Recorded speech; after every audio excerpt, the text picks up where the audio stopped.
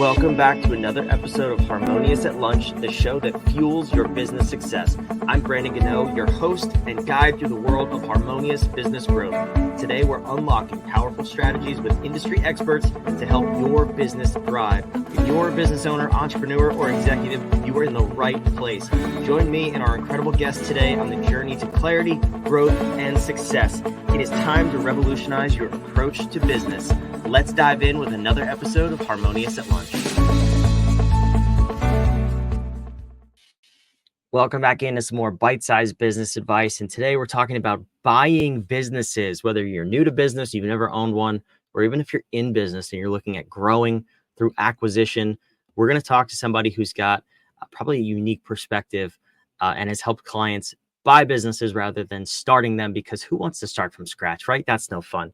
But let's dive in here, see how we can learn to grow our businesses through acquisition here. So Jeff Vilwalk, welcome to the show. Thank you for being here.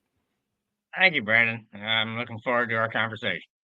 So I have personally never bought a business, but I have sold a business.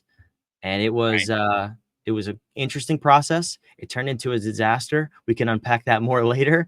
But I'm sure you're going to have a lot of tips on how to avoid disaster in this episode. But you have 3 key reasons why you should not start a business. You should buy one rather than starting one. So I'm curious to dive in here because a lot of people want to get into business. A lot of people paint this beautiful picture of entrepreneurship. Sure. Can we first, before we dive into why, can we talk about who? Like, who should be in business pursuing entrepreneurship and business ownership, and who should maybe not, based on your experience? First, that's a great question because, this is not for everybody. Owning your own business, needing to get up every morning, start from scratch over and over and over again, year after year after year, decade after decade, not for everybody. And so, being your own boss, sounds great to a lot of people. And yet there are some people that just have this burning desire. I mean, they just have to, be running their own show for whatever reasons. And, typically they're very talented folks. They're, what we call them entrepreneurial, right? And so, those are the folks that really want to get into business for themselves. And so, if you're sitting in a job and you're hoping to get rich on your 3 to 5 year average cost of living increases, good luck to you. Not going to happen. But if you're the kind of person that is just, and again, there's a gut need, to do something else, then you got 2 alternatives. You can start a business from scratch, or you can buy an already profitable business. And the thing with starting a business from scratch, I mean, everybody thinks they're going to be the next Facebook. All right. You're not going to be the next Facebook. And so the reality is that about 90 to 95% of all businesses that start fail in the first 5 years. 90 to 95%. That's not a very good batting average. Okay. If you start a business, you're not pulling a salary. Business has no money. You're trying to get a product or a service off the ground to get to the point where you can actually live off the business. Often that takes 2 to 3 years if you ever get there. All right. You have no benefits. No health insurance comes with that. No 401k comes with that. Nothing comes with it. All right. So you have you've got upside, obviously, if you can make it work. But your batting averages are just so bad against you. Now, take a look at buying a business. Okay, you could go out and buy a profitable business. It's making $200,000 a year or $500,000 a year or more, whatever. Well, on day one, you have a salary. On day one, or depending on the plan, maybe at the end of 30 days, you have health care, dental, vision, a 401k plan. You got whatever benefits that company already has for its employees. You get that on day one, and the business is already generating the cash to allow you to do that. So, yeah, if you're the entrepreneur, you have a young family, and you're trying to get off the ground. I mean, one's putting a gun to your head, and the other's serving you up on a silver platter. Which one do you really want? I don't know, Jeff. I've started 3 businesses so far, and you kind of just talked me out of starting any more. I Well, I you started business. I've started businesses. Yeah, it's tough. It's very difficult. And unfortunately, the fact is that most of the businesses that I've started, and probably most of the businesses that you've started, and you get them up and running, and they get to a point, and for varieties of reasons, they don't get past that point. Right. Whereas, again, if you're buying a business, you can determine where on that life cycle you want to buy into. Anyway, for a lot of people, buying a business makes a whole lot more sense than starting from scratch. Absolutely, and I'll even say, in that business that I mentioned that I sold, um, even venturing into new product lines or revenue streams, to me, I tried to do it once with, floundering success. We had a really stable, really profitable business, and I said, let's kind of try this out and see what happens. And I wouldn't even recommend doing that. That to me is starting another business from scratch. I would rather acquire that revenue stream or that product line from somebody else who's already has the customers, already has the marketing, doing it profitably, and bolt it onto the business. So I would go so far as to say, even for existing companies, you Oh should be yeah, looking at acquisition rather than starting product lines from scratch. It is, I mean, it is a road not many people are cut out for. Not even saying that I'm cut out for it. I'm just saying I've done it multiple times and I've seen the good and the bad. yeah. I've got a client right now that is in the building business. They build homes. There's another business, yeah, not too far away that adds plumbing supply and adds other things, all going into new homes. And as he was looking at his business, said, the biggest hole in the business, where all the money's going, are into certain subcontractors, Yeah. plumbers, electricians. Why don't I go out and buy a small plumbing company? And now I get to keep that piece of the puzzle. And it makes perfect sense. So you're right, for a lot of businesses, there are verticals. I mean, or you're buying your competitor. You're buying market share. Well, that's great too. And in a lot of business, it's far easier to buy that market share than to take it through increased marketing and whatever else you could do to shift market share. And certainly buying into different verticals, often it makes a lot of sense. You just have to be careful that you've got the bandwidth to manage that, and hopefully you're buying a business with the management in place. Because if your expertise, for instance, is building homes and not in running a plumbing business, right? You want to acquire a business that's got somebody in place that knows how to run the plumbing business. And so, I mean, with that caveat, it makes perfect sense to try to grow by acquisition. Yeah, absolutely. So I want to talk about the 3 keys because whether you're jumping into business for the first time, you want to go the buy route rather than the start from scratch route, or you want to jump into a different vertical, just like what Jeff was just talking about with building and plumbing. You have 3 keys to make sure that's done right. So let's address these 3, and maybe I'll share a little bit of my story about how it turned into a disaster, depending on what Jeff says. Maybe I won't. Maybe that's a later episode. I mean, Jeff, we could have a whole comedy I tell series you, on buddy, TV with this I've crap. done I'm sure you oh, could too. yeah, I've done over 2.5 billion in transactions. Yeah. There's probably nothing you're going to tell me that I haven't already seen. But yeah, every once in a while, you're in the middle of a sell side transaction and stuff just happens. stuff just happens, including one deal I was a part of where, we were going to be closing on Monday. The owner CEO that was going to continue on with the business passed away over the weekend. Oof. Bad timing. Not that we can control those things. Bad timing. That, needless to say, that deal didn't happen. Yeah. So, I mean, stuff happens.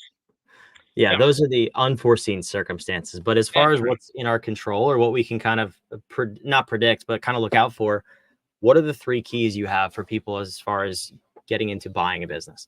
Well, the first thing you need to know is what you want to buy. I mean, some people have a real skill in a certain area. Okay, barbershops. I mean, I'm trying to come. Yeah, if you got a hair background, you want to buy barbershops. If you used to work in a car wash and you ran a car wash for somebody else, you saw how profitable it was. You want to buy car washes, right? I mean, whatever it is, you got something. I'm working with a client now who's got an engineering background. What he wants is to find a manufacturing or distribution business that's not running real well.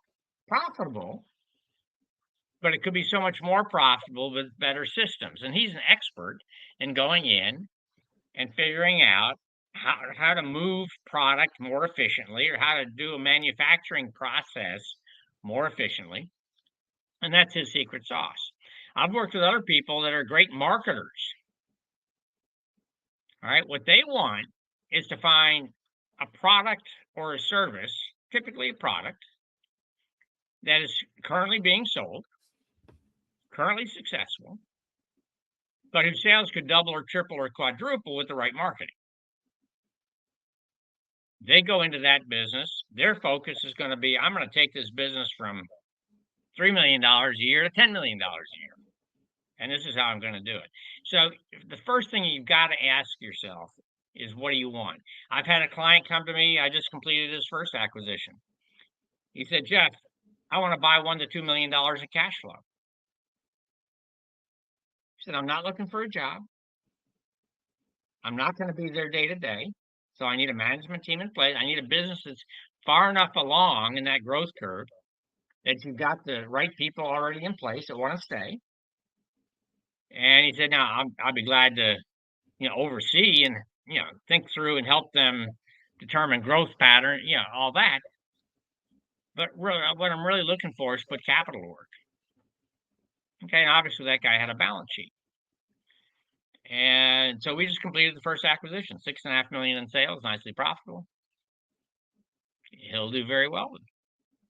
So in So that that's the first thing. conversation of know what you want to buy, obviously very valuable to know what you're looking for and not just say all businesses on the table.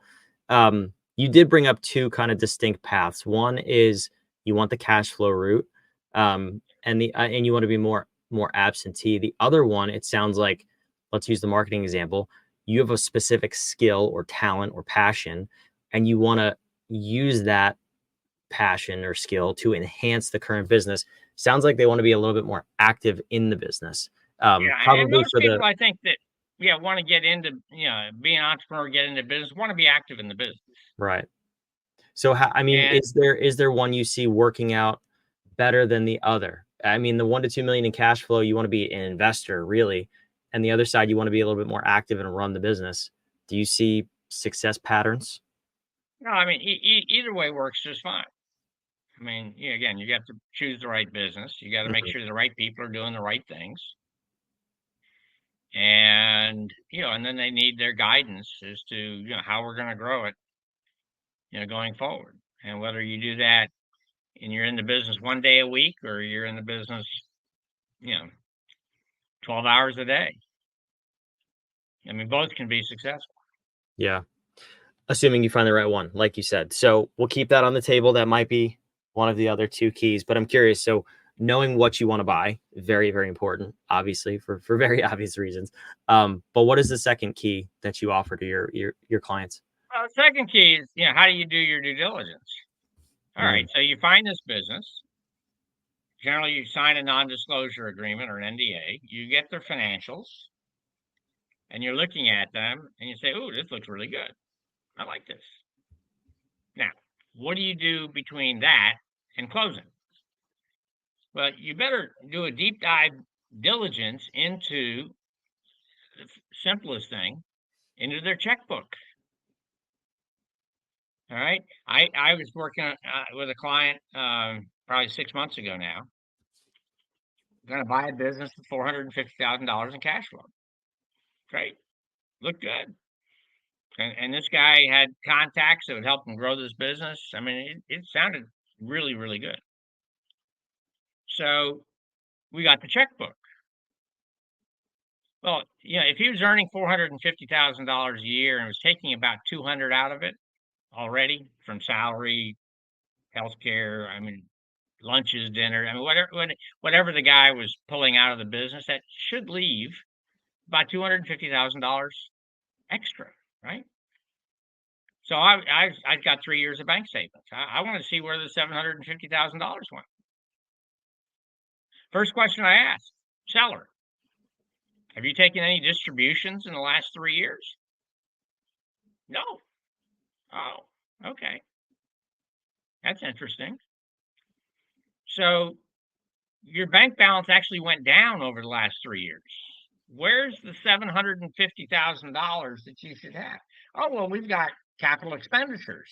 This happened to be a business that had to spend about $100,000 a year, as it turned out, in CapEx to maintain their business. I said, okay, great. That's 300 grand.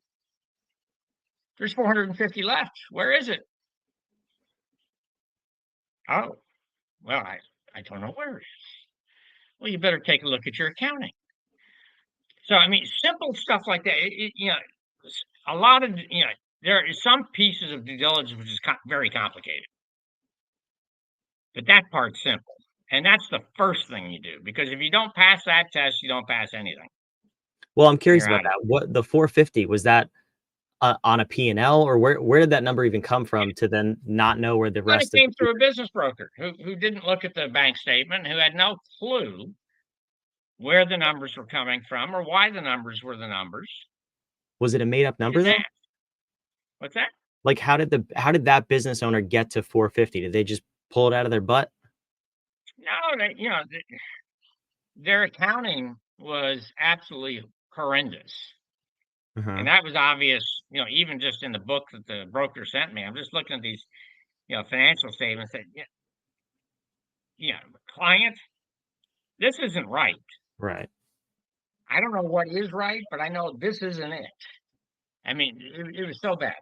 And so at the end of the day, he just didn't, the business owner didn't know what he was really making, and was shocked to learn that not only didn't he have that 450,000 in the bank, his bank balance had actually dropped about $50,000. He's now missing $500,000 in 3 years.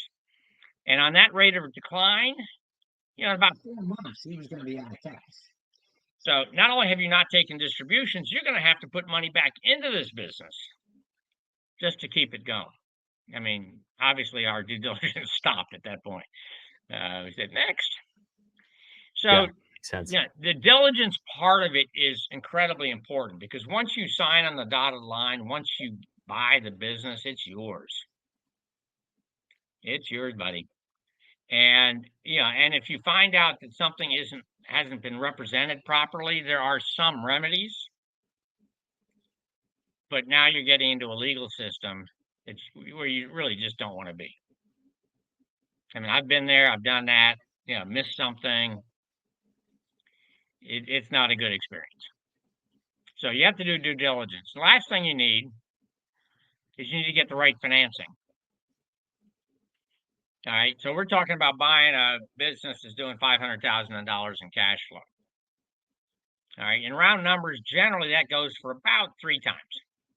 So call it $1.5 million just for our conversation today. And so if you don't grow the business, you earn back